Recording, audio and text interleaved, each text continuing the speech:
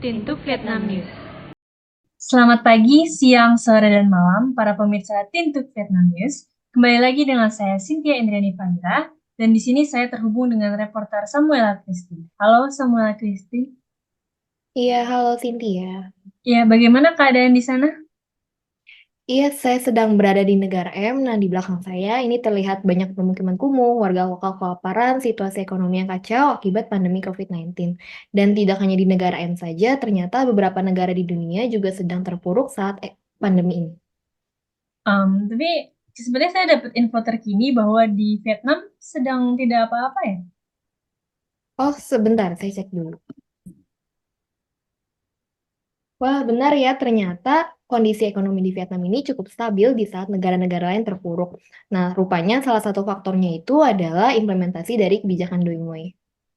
Benar pemirsa, sepertinya dengan kebijakan Doi Mo ini, Vietnam jadi satu-satunya negara komunis yang menganut sistem kebijakan pasar liberal yang terbuka. Nah, betul. Hal ini juga menciptakan dinamika unik di mana Vietnam berhasil mencapai pertumbuhan ekonomi yang signifikan sambil tetap mempertahankan sistem politiknya yang otoriter. Sekarang kembali ke studio. Tintu Vietnam News. Pada pertengahan 1980-an, model pembangunan yang Vietnam pinjam dari bekas Uni Soviet dan sekutunya di Eropa Timur telah menunjukkan berbagai kelemahan dan menjadi ketinggalan zaman. Di bidang politik dan diplomasi, hubungan tegang dengan Tiongkok, beban berat kehadiran pasukan Vietnam di Kamboja, dan sanksi ketat yang diberlakukan oleh AS menempatkan Vietnam dalam posisi sulit. Di satu sisi, negara ini terhalang untuk membina hubungan baru dengan negara lain, dan di sisi lain, Vietnam semakin bergantung pada Uni Soviet untuk dukungan politik serta bantuan ekonomi dan militer. Titik balik terjadi dengan penurunan dramatis dalam bantuan ekonomi dan militer dari Uni Soviet setelah pertengahan 1980-an dan kesulitan ekonomi yang ditimbulkannya. Demi kelangsungan hidup negara, para pemimpin Vietnam terpaksa mengadopsi reformasi ekonomi dan politik, atau yang dikenal sebagai Doi Moi. Pada intinya, Doi Moi dalam tahap awal terutama difokuskan pada penghapusan hambatan-hambatan yang mereka ciptakan sendiri dalam kemajuan, serta pemanfaatan berbagai langkah berorientasi pasar, termasuk liberalisasi pasar domestik, dorongan terhadap investasi langsung asing atau FDI, dan sektor swasta, serta pengurangan subsidi untuk badan usaha milik negara atau BUMN. Langkah-langkah ini dengan cepat memberikan hasil positif. Dari negara yang mengalami kekurangan pangan secara terus-menerus, Vietnam pada tahun 1989 untuk pertama kalinya mengekspor 1,4 juta ton beras. Sejak itu, Vietnam tetap menjadi eksportir beras. Di bawah Doi Moi, Vietnam berkomitmen untuk menjalin hubungan yang bersahabat dengan semua negara. Pendekatan baru ini juga sejalan dengan tingkat keterbukaan ekonomi Vietnam yang tinggi dan integrasi ke dalam ekonomi global. Dengan pendapatan per kapita tahunan sebesar 1 juta US dollar pada tahun 2008, Vietnam dihapus dari daftar negara-negara termiskin di dunia, pertama kalinya di tahun 2008. Transformasi Vietnam menuju pembangunan ekonomi yang berkelanjutan ini telah menarik perhatian dunia internasional dan membuka jalan bagi masa depan yang lebih cerah bagi negara ini. In 1986, the Vietnamese Communist Party set out to change its centrally planned model of the economy to one that is utilized by Western countries. The structure employed would be the adoption of a market-based economy where the market forces would be the ones to decide their fate rather than the government deciding. A plan that even had its name known as Doi Moi, translated to renovation or innovation. This plan had set out for the government not only to hand out the market structures to the private sector, but also to help encourage them to become more productive. Doing so. Tintu Vietnam News. Di balik jalannya sebuah kebijakan publik yang mempengaruhi masyarakat luas, kita ketahui terdapat pengambil kebijakan atau yang biasa kita sebut sebagai pemerintah. Di Vietnam sendiri, sistem pemerintahan kerap disebut dengan julukan triumvirat karena memiliki 3 fitur kepemimpinan penting, yaitu Sekretaris Umum Vietnam Komunis Party, Presiden sebagai kepala negara, dan Perdana Menteri.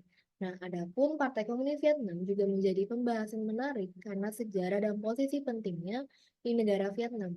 Didirikan pada tahun 1930 oleh Ho Chi Minh, Partai Komunis Vietnam menjadi partai yang berkuasa di Vietnam Utara pada tahun 1954 dan kemudian di seluruh Vietnam setelah runtuhnya pemerintah Vietnam Selatan serta jatuhnya Saigon pada tahun 1975.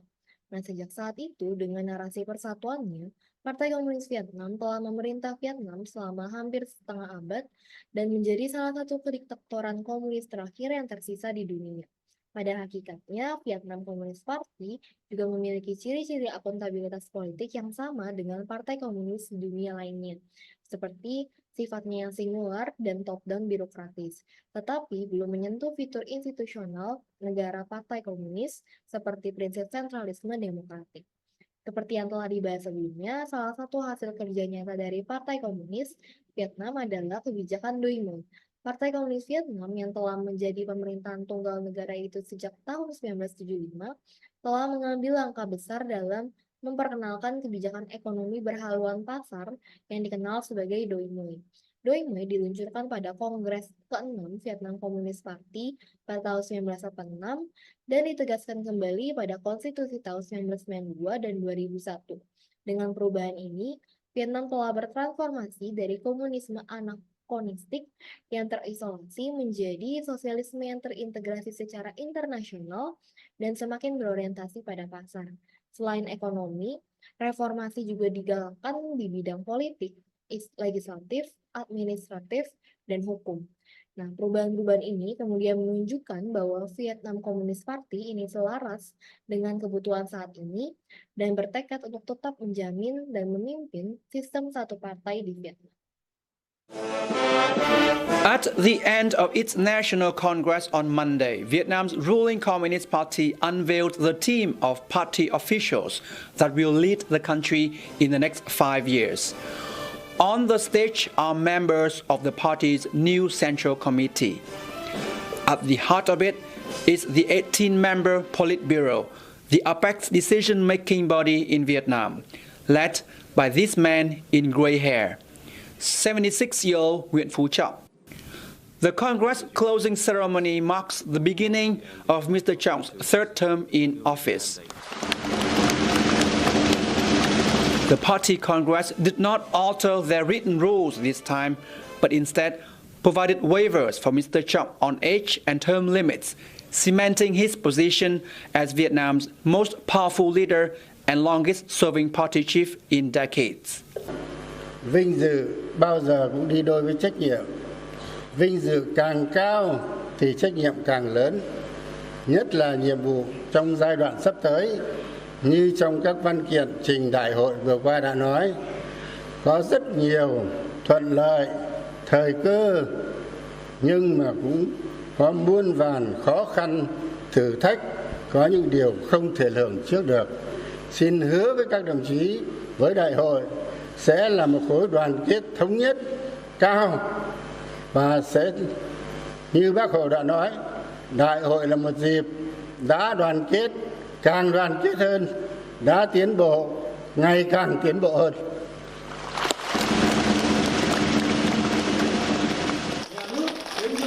Mr. Trọng unprecedented campaign against corruption in the last 5 years elevated his status within the party ranks and helped him consolidate popular support.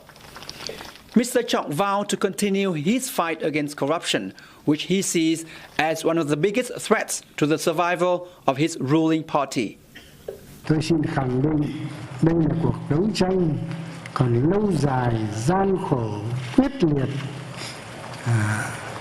Vừa qua mới là hạn chế nó, ngăn ngừa nó được một bước thôi. Đây là một cuộc đấu tranh còn gian nan lắm. At the conclusion of its Congress, Vietnam's Communist Party also rolled out an economic blueprint for Vietnam to become a developed country with high income in the next 2.5 decades. The party is set to promote good relations with neighbors and major powers in the world to maintain peace for Vietnam's economic growth. Despite the impact of the COVID-19 pandemic, Vietnam targets annual GDP expansion of up to 7% in the next 5 years. Further economic reforms and innovations are among key drivers for Vietnam to achieve these goals. Tùng Ngô, CNA, Hà Nội. Tin tức Vietnam News. Halo pemirsa, di sini saya sedang berada dengan ahli politik dan ekonomi Vietnam, Mbak Kristi. Ya, halo Mbak.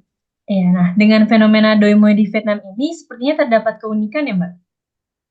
Nah, betul memang ada keunikan di sini karena Partai Komunis sebagai satu-satunya partai yang berkuasa di Vietnam itu mencetuskan kebijakan Doi Mo yang liberal. Kan biasanya komunis ini bertolak belakang banget dengan liberal, tapi di Vietnam justru mereka saling berdampingan.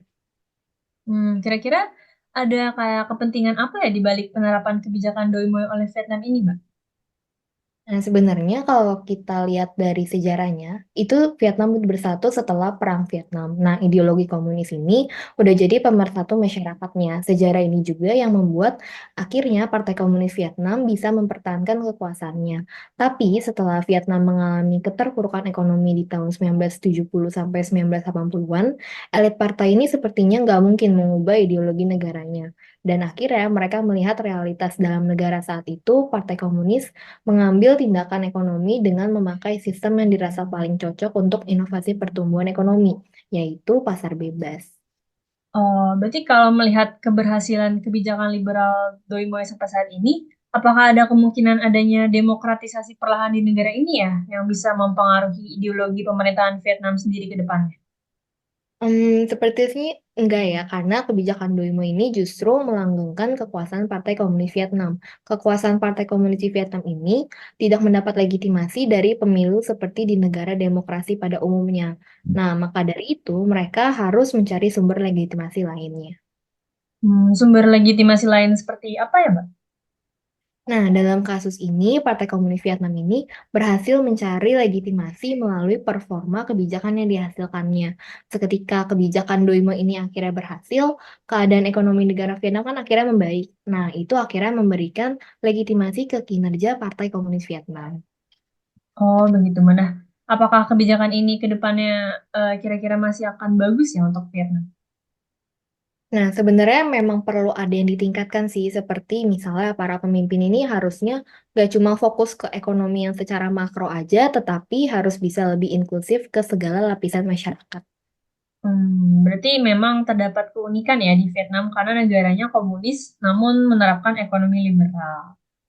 Oke, terima kasih ya Mbak Kristi atas wawasan dan pemahamannya. Oke, sama-sama Mbak Cynthia.